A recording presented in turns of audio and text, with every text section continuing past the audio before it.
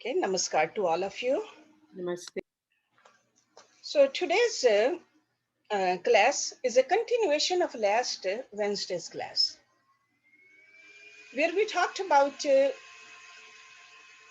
Om, or even a mantra itself. What is a mantra? What is the significance of a mantra? And we talked about Gayatri mantra also. Okay. Today I am going to explain the literal meaning as well as the deeper implication of some of the common mantras also. Okay. So let's just say our Vedic peace prayers first before we start. Om Guru Brahma, Guru Vishnu, Guru Devo Maheshwaraha, Guru Sakshat Parbrahma, Tasmai Shri Guruve Namaha. Om Bhu Bhuva Swaha, Tat Savitra Vareneyam, Bhargo Devasya Dhimahi Dhiyo Yo Nah Prachodayat. Asto ma satgamya, tamso ma jyotirgamya, mrityorma amritam gamya. Om Sehnavavatu, Sehnavbhunaktu, Seviryam Karvavahi, Tejasvi Navadhitamastu, Ma Vidvishavahi. Om Shanti Shanti Shanti Om. So the very first mantra we are going to study is this last mantra which I just said. Om Sah Navavatu Sah Nobhunaktu Sah Viryam Karvavahi. Tejasvi Navadhitamastu Ma Vidvi Shavahi. Okay, you're all familiar with this, but let's look at the word meaning also. So Om, you already know, it's a symbol of Parabrahma, God, absolute reality. Om. Sa means together. Now means us, both of us. Who are these both? The teacher and the taught, guru and the disciple. Okay, two people, because there is somebody teaching and somebody is learning. So that's why this mantra is often recited before serious studies like Upanishads, Bhagavad Gita. Okay, so when somebody is teaching us. So now means us both. Avtu, may he protect. He means God. So Guru is also saying, may he protect us both. Sah again together, now us both. Bhunaktu, may he look after what? The fruits of our spiritual studies. Because when we study something, there is an outcome of it. Often outcome is knowledge and the peace. So we are saying that God is the one who's going to give us this. He is the bestower of all that. Bhunaktu. Again, Saha means together. Viryam. Viryam means it's like an energy or an effort with enthusiasm. Okay, Virya, Shakti. Karvavahi, exert together. So over here it means to find the true meaning of the sacred texts. Tejasvi, lustrous, radiant. Now, of both of us, Adhitam, study. Astu means maybe, Ma means never. Vidvishavahi, quarrel, argue, fight. Vidvishavahi. Because with that, there's a agitation. When there's a agitation in the mind, we cannot learn anything. So we are saying, God, protect us from all this. Om, may He protect us both. May He help us both to enjoy the fruits of scriptural study. May we both exert together to find the true meaning of these sacred texts. May our studies be fruitful. May we never quarrel with each other. Om Shanti, Shanti, Shanti. So right before the studies, we are just praying to God. Give us this kind of a wisdom so that we can one pointedly go towards what we are trying to do over here. So this peace invocation, this is called a peace invocation, is chanted both by the teacher and the taught every day before the study begins. It is also a reminder that we need to exert ourselves, we need to put an effort to experience the truth. Because study is not just merely study. Ultimately, this study's fruit is experiencing the truth. That is the fruit. Lord Krishna says, I'm everywhere.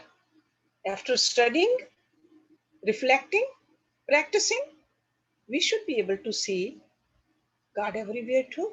That is the fruit. When we recite or chant these mantras with this meaning in our mind, then we are getting more and more tuned up with each other also. It's like a perfect unison between the teacher and the taught is described over here.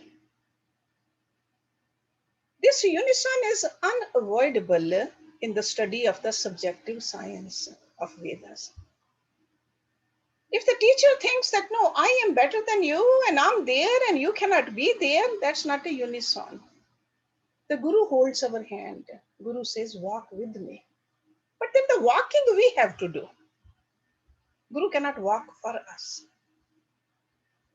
So a deep and intimate personal experience is to be conveyed by the teacher in teaching the students. Only then there is a transcendental experience. Only then there is a complete sublimation of the egocentric consciousness. Otherwise, this ego is the wall which comes between us. So the success in understanding the Vedic teachings, ultimately gaining the experience of its truth, is dependent entirely upon the seeker's capacity to tune himself to the master's own intimate experiences. It's like a togetherness. That's how we catch. Just like a one log catches the fire by being close to another burning log. So this intimacy has to be there, the togetherness. That's why this term again and again, togetherness, together. So perfect unison between the teacher and the taught. Sometimes it gets molested by some misunderstanding between them. It could be either in the form of the teacher's dissatisfaction towards his students, or it can be due to the student's misunderstanding or misjudgment of the teacher's attitude or words. So misunderstanding happens, and then that unison is not there anymore. So if either of them suffer from a similar clogging in their mind and heart, as they say, it gets short circuited. Then no matter how much knowledge a guru has, the transference of that knowledge is immediately blockaded. So that's why this mantra is a very beautiful, deep mantra. So when we are reciting it, we got to remember that it is for the perfect tune up between teacher and the taught. And from the taught to the teacher also. There should be sincerity when we chant this. And at the end, there is a piece, recitation of Shanti, Shanti, Shanti. So that we don't have any obstacles while we are studying, while we are experiencing. Three types of causes. There are some unseen causes. They can be obstacles. There could be some seen and unknown causes. There could be some subjective within ourselves, in our own mind. So we are saying, God, please help us with all these obstacles. Okay, so let's look at this mantra again. If anybody has any question, ask me. Om Sah No Avato. Sah No Bhunakto. Sah Viryam Karvavahe. Tejasvi now adhitamastu ma vidvi sharvahe. Okay, so we recite it every time we sit down and study. So now you know the meaning. Second mantra I want you to go over. That's also we just recited right before this. What did we say? Astoma satgamya. Tamsoma jyotirgamya. Mrityurma amritam gamya. This mantra is from Brihad Aryanaka Upanishad. Okay. Again, it starts with Om Parbrahm Asat. That means unreal. So Asto means from unreality. Ma means not. Sat Gamya. Sat means the reality. Gam word is to go. Gamya means make me go. Because we are praying to God. Make me go.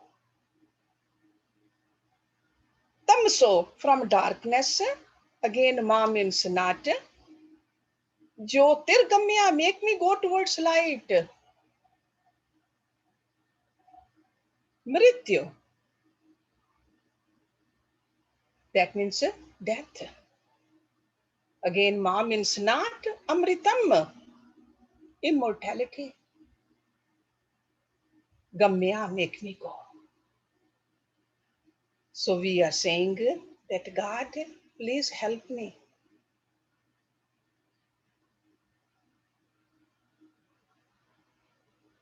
Do not let me go towards the unreal. Make me go towards the real. Not towards the darkness, but towards the light. Not towards the death, but immortality.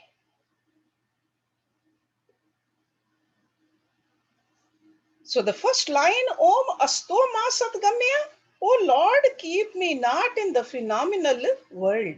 That's what Asat is. Phenomenal world of unreality.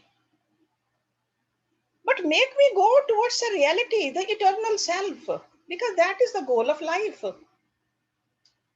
Second line, Tamso Ma Jyotirgamya, keep me not. What is darkness? Ignorance. Keep me not in the ignorant state, darkness, but make me go towards the light. Light is what? Spiritual knowledge. Knowledge about myself, the spirit. And the third line, Mrityorma Amritam Gamya. Keep me not in the world of mortality, but make me go towards the world of immortality, self-realization. So again, very clearly, this Rishi is telling us the purpose of life. So when we chant this, we got to keep this in mind. This is a true prayer. Over here, a seeker is admitting his or her sense of limitedness. And it's almost like a heartfelt cry for assistance, for this upliftment. This is not a prayer to God for the things of the world. We are not praying for food or shelter or health or partnership or riches or success, fame or glory, children, grandchildren. We are not asking for that at all. We are not even asking the heaven, the Swarag. Anybody who recites these three lines should know the significance of this.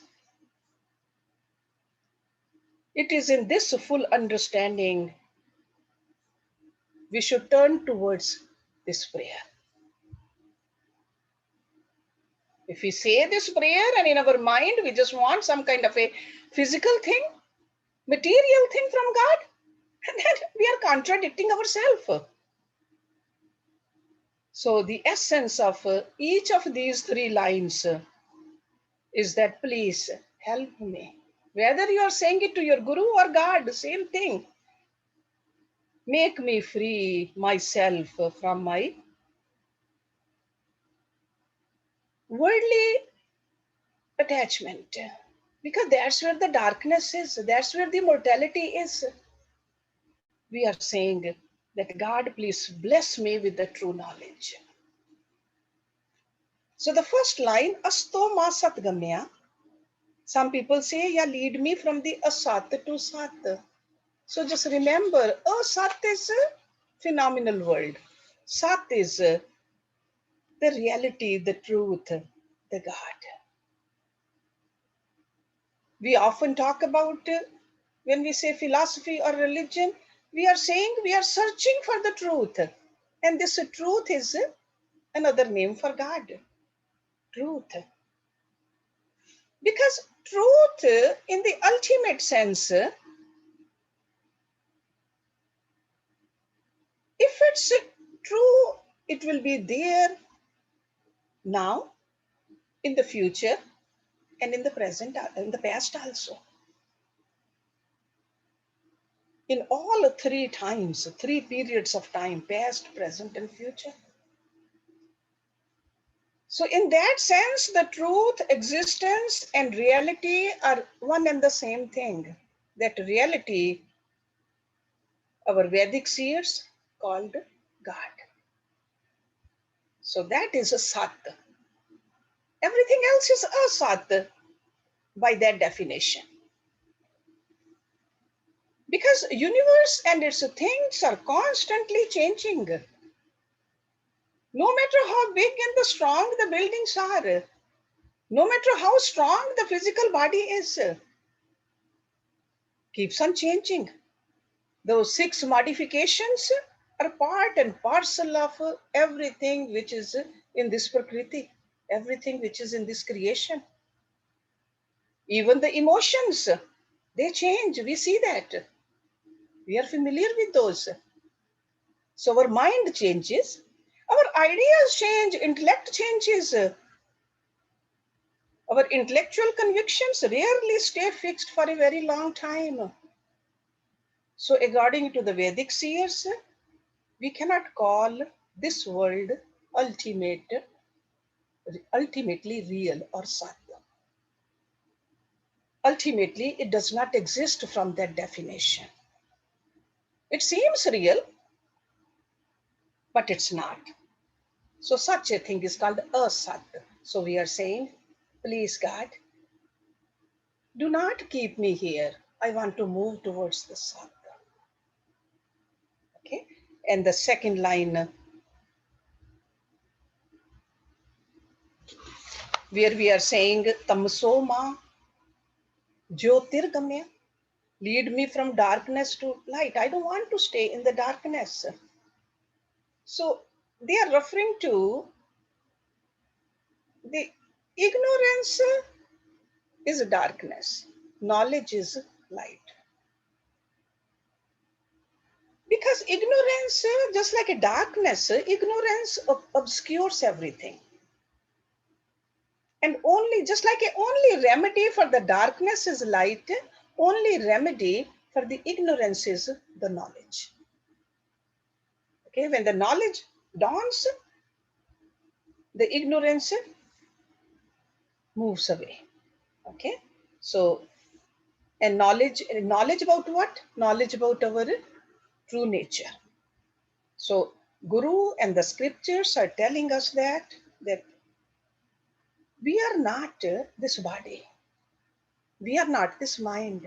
We are not this intellect. This is what Guru is telling us. So this is the knowledge. And the third line, Mrityorma Amritam Gamya. I don't want to stay in the mortal world, in the mortality. Please move me towards immortality.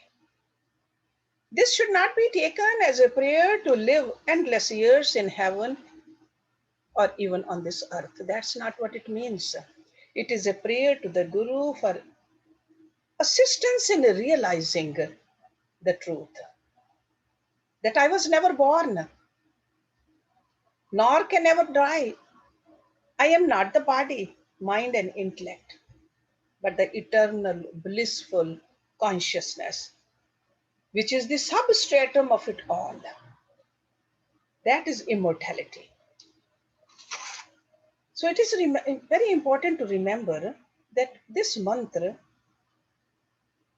the leading is not a physical leading. Atma is not something far away. Atma is right inside us. We are the Atma. It's not something to be attained. We don't need to transform ourselves. We got to really know ourselves. We are it. The journey is a journey of knowledge. It is a journey from what we misunderstand to be ourselves to what truly we are. This is the journey. We have forgotten who we are. So lead me to the understanding that I'm not the limited body, mind, and intellect. I was, am, and will be that eternal, absolute, blissful consciousness that serves as a substrate. And in order to, it's not just only a chanting of this mantra, but we need to continuously feed ourselves with the knowledge. That's why the daily studies of the scriptures is needed. Okay, because bombardment from the unreal is so much, this reality is forgotten by us. Through satsang, our attachment towards the asat weakens. That is the effect of the satsang. Because all worldly relationships, all worldly things, they are there, they attract us. We get attached to it. Our attitude changes. So that's why the daily study is needed. We need to gain detachment from the asat and attachment to the sat. When we are in a satsang, when we study, when we do our sadhana, the desires, the worldly desires, naturally they decrease. Because we understand that the worldly things are not permanent. They are impermanent, cannot bring us lasting joy, lasting happiness. And as the desires decrease, the mind becomes less and less agitated. It obtains serenity, stillness, peace. And with this kind of a mind, we can really feel uplifted. Okay? So it's a very powerful mantra. We got to remember the meaning of it. That this is for self-realization. This is not to ask for something from God, not for a worldly desires of fulfillment. It is a fulfillment of self-realization. So let's look at it again. Om astoma satgamya. Tamasoma jyotirgamya. Mrityurma amritam gamya. And then at the end, Om Shanti, Shanti, Shanti. A very simple mantra, but a whole philosophy of the Vedas is there. Okay? So now the next mantra which we are going to recite or try to understand, you already know how to recite. Very simple mantra. Sarve bhavantu sukhinah. Sarve santu niramaya. Sarve bhadrani pashyantu ma kaschit dukh bhag bhavet. And some people add another line there towards the end. They say lokaha samastaha sukhino bhavantu. That is also part of this. Okay, but sometimes we just say only these three lines. So again, Om is all, God, Parbrahm. Sarve means all. Bhavantu, to be. So, Sarve Bhavantu, may all be. Sukhina, happy. Sukhi. Sarve Santu Niramaya. Again, all. Santu, let it be. Niramaya, free from diseases. Niramaya. Okay. Sarve Bhadrani Pashyantu. Again, Sarve means all. Bhadrani, auspiciousness. Pashyantu, see. Ma Kashit Dukh Bhag Bhave. Ma means not Kashit, anyone. Dukh is a sorrow or the pain. Bhag means a portion, a part. Bhag Bhavet. Bhavet means may be, may become. So may everyone be happy. May everyone be free from all diseases. May everyone see goodness and auspiciousness in everything. May none be unhappy or distressed. And at the end again, peace, peace, peace. We are interconnected to all. All life carries a seed of divine, which is called spark of God. So that's why it feels good to pray for everybody. When we do the Havan also, this is called the final mantra when we stand up. Puran Ahuti. Okay, no yajna is complete without this Puran Ahuti, where we are praying for everybody. And lokaha svastha sukhno bhavatu. Literally, that means let the entire world be happy. All the universes, whatever the creation there is, lokaha, whatever universe is existing right now, lok. It could be a Swarag lok, it could be a Brahm lok, it could be any lok, Dev lok. Not just only our earth, Ulok. So lokaha, that's a plural. All universes. Samastaha, all beings sharing that location. Anybody kind of, any being. Sometimes we think that beings are only like a human beings. One time I asked Guruji, are there beings at other places too? He says, why not? Beings don't have to be like us. He said, on the sun also there are beings. There are beings everywhere because Atma does not get affected by the heat or the cold. Atma doesn't need the air. Atma doesn't need the water. There are beings everywhere. So over here, samastaha, all of them. Sukhino, free from suffering. Bhavantu. See, bhava means it's like a state of unified existence. Bhava. Antu means may it be so. So it's a very powerful pledge we are making. We are saying, God, please. We are praying to God. What is the origin of this mantra? It's not seen in any Upanishad, but in the Puranas there is this mantra. Because all our literature is in Sanskrit. I saw it in a Garud Purana. But there is another line added to this. It starts like Sarvesham Mangalam Bhuyat. That is the very first line of this. Then it goes into that Sarve Bhavantu Sukhina, Sarve Santu Niramaya, Sarve Bhadrani Pashyantu, Ma Kashchid Dukh Bhag Bhavet. So these mantras are,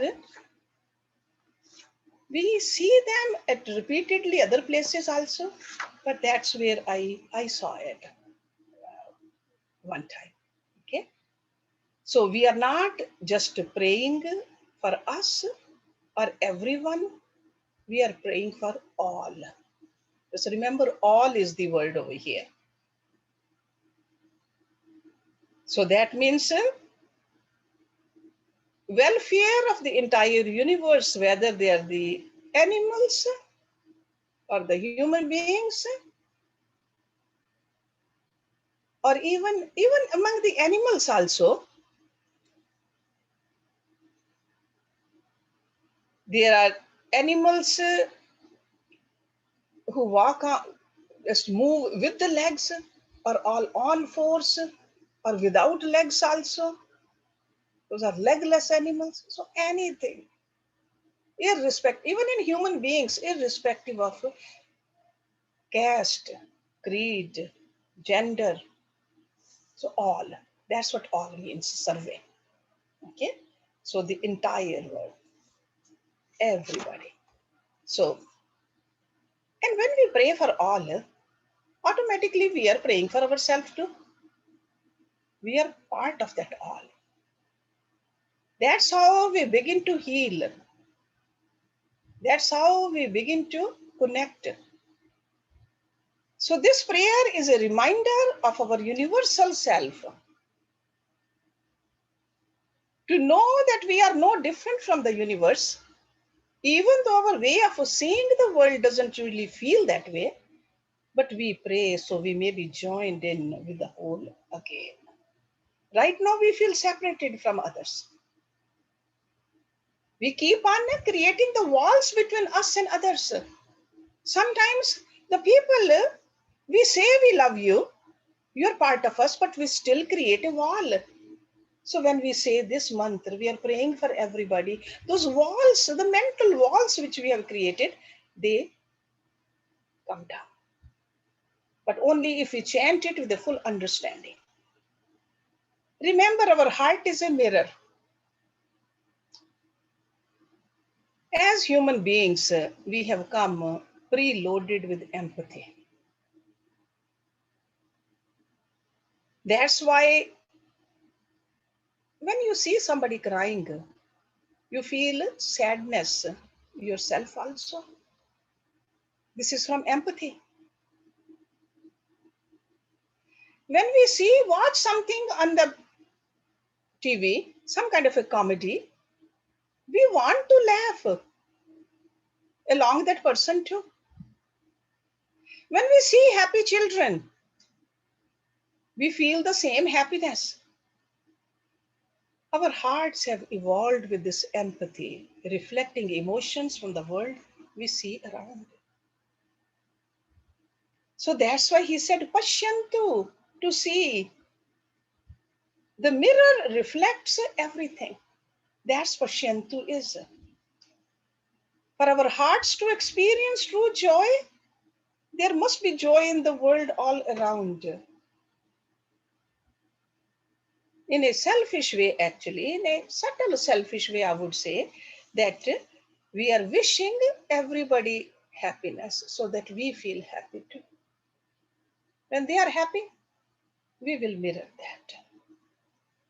When others have a good fortune, we'll feel good about it because that's what we want in our hearts. And remember, this Sukh word is a very deep word. It's not just a mere happiness. Sukha. Kha literally means a space. So that's why Dukha. That's a space where there's a bad feeling. Sukha. Su means auspicious, good. Okay, it's a space. So it's almost like when a wheel is moving around in its center, and if the vehicle is moving smoothly and quickly, when the move is not, that wheel is not moving around in its center, that vehicle will be jerky, causing vibrations and the damage. That's why we take our cars also for alignment to restore a good space in the center. So this is the space, good space we want. So Sukh means that the wheel is in full alignment, our own wheel. That's why those energy centers are also called the wheels, the chakras. When they are fully aligned also, we have a life where we know the purpose and we are moving towards that purpose. So when we have alignment, things move smoothly, just as it is naturally supposed to. That makes us happy. But it's more than a mere happiness. We really feel a sense of order. That's a sukh. We feel oneness. That's a sukh. We feel comfort in knowing that all is well in the world. That's a sukh. Even when our outside world is out of alignment with our nature, there's a our life is out of balance. That's what we call stress, and that's what the whole human race has been feeling for the last year and a half, out of balance. Of course, we are unhappy when we are unhealthy, unstable, unable to meet our full potential. This is a dukh, and we don't want any of it. So we are praying to God for this return to alignment. So that's why this prayer is we are praying to come back to that positive state. So negation of a dukh in the last line is a sukh. So let's look at this mantra again.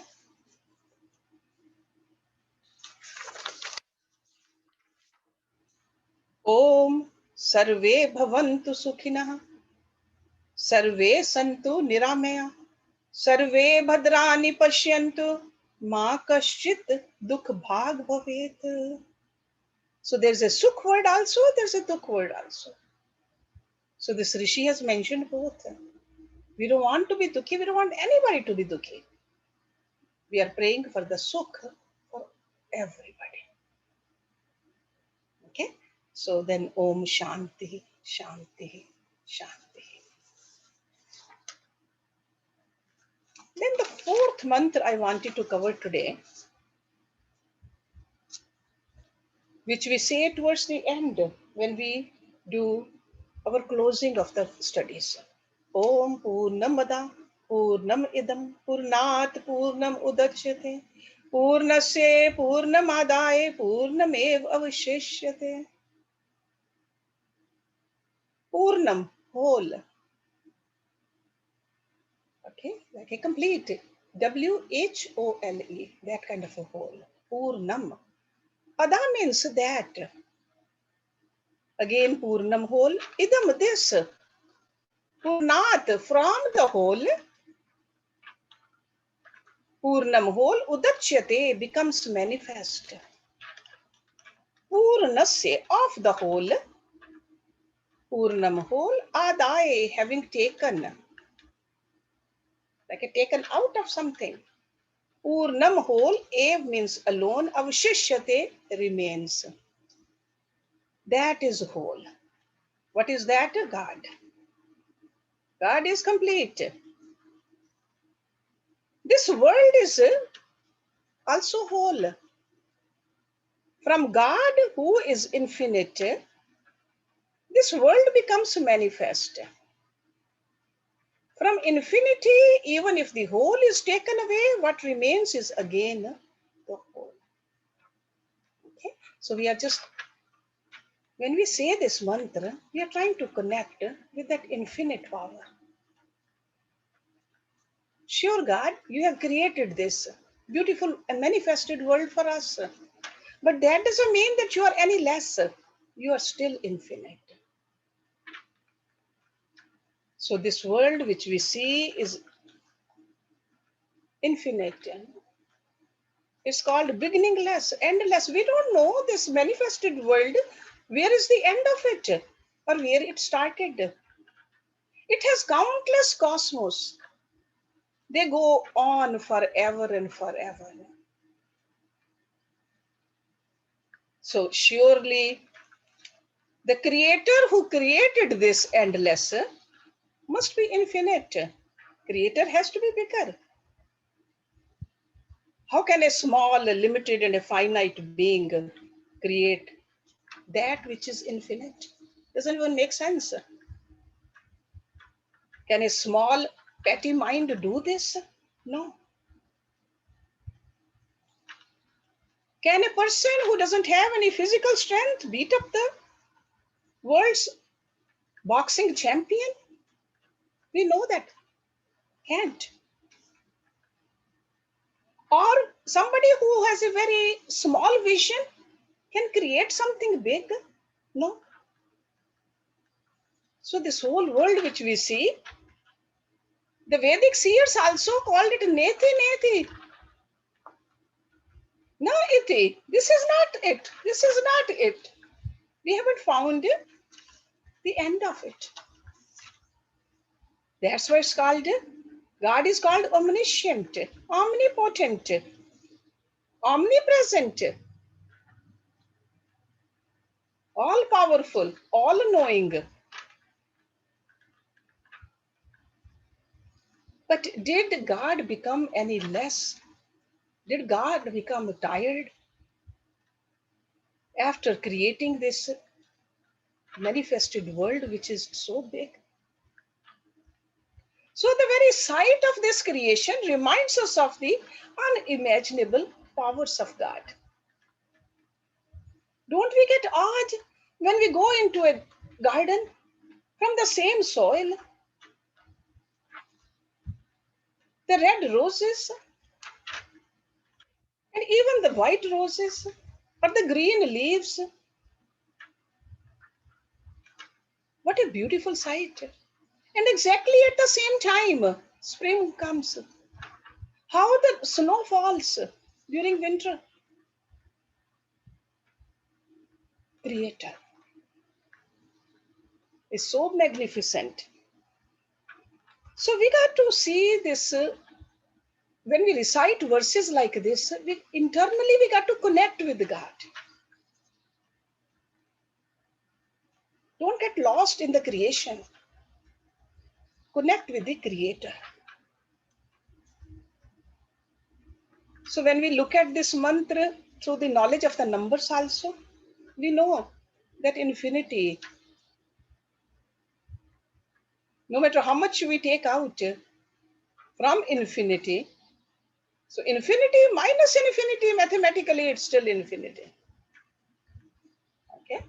So no matter how we look at it, this verse tells us how God is infinite, His creation is infinite, and the world we see is the proof of that.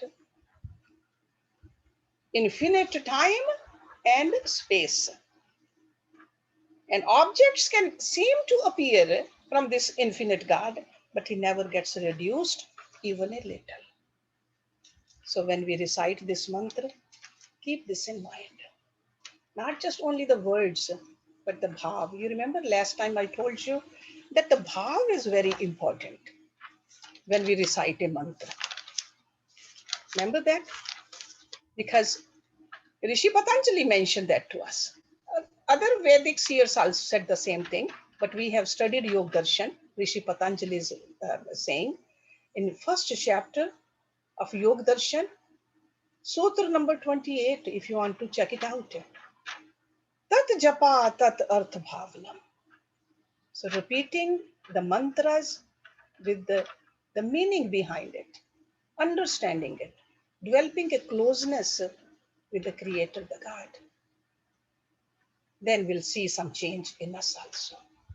Okay, so now let me just recite this mantra again and then we'll end this class. So So please recite with me.